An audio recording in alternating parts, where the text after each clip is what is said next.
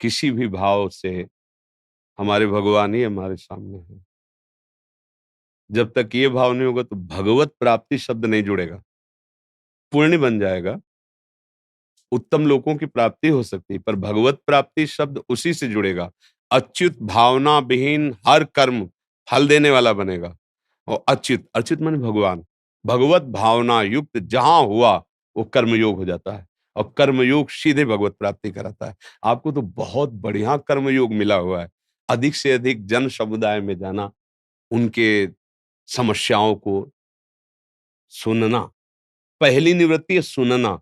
आप उनके बीच में प्यार से सुन रहे ना, बड़ा संतोष मिलता है। जन समुदाय को, जैसे आपको भगवान ने पदवी दी कि आप हजारों लोगों की बात सुन सकती हैं, और उनको ढांढस बंधाइए कि हमारा जितना अधिकार है, हमारा जितना बल है, हम आपकी दुख निवृत्ति का उपाय करेंगे।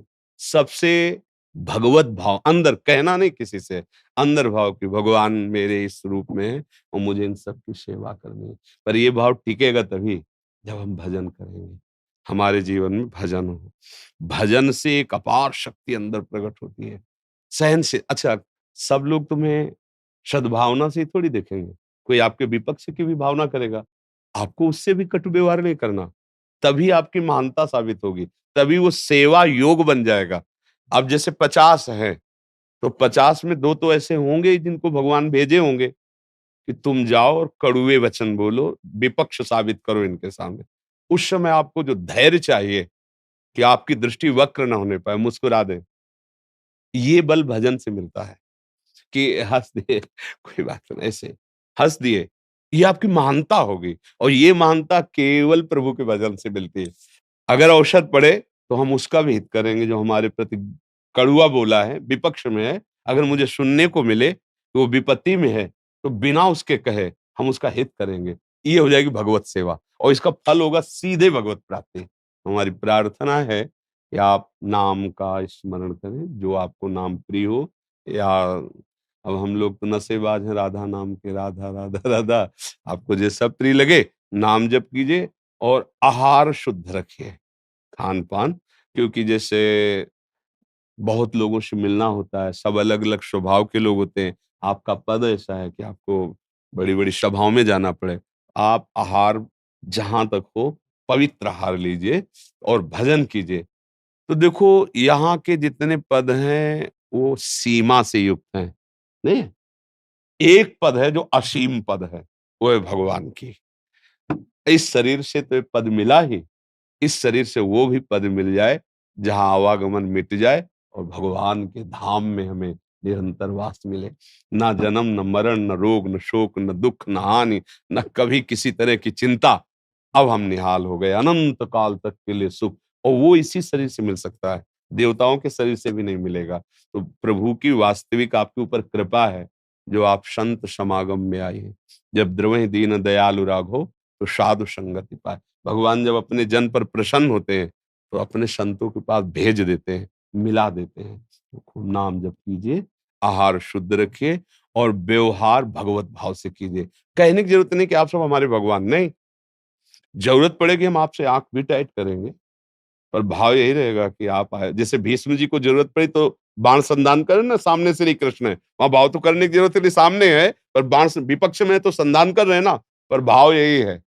जब दौड़े भगवान चक्र लेके तो रख दिया, बोले वाह प्रभु, यही देखना चाहता था कि मेरा प्रण रखते हो या अपना प्रण रखते हो। भगवान ने प्रण किया था महाभारत युद्ध में मैं कोई अस्त्र नहीं गाऊंगा, उन्होंने कहा था मैं गंगा का पुत्र शांतन पुत्र नहीं कहलाऊंगा यदि आपसे अस्त्र न गहा दूं। तो भगवान ने अपनो परण विशार भगत को पूरो परण, पर देखो भगत विपक्ष में खड़ा है।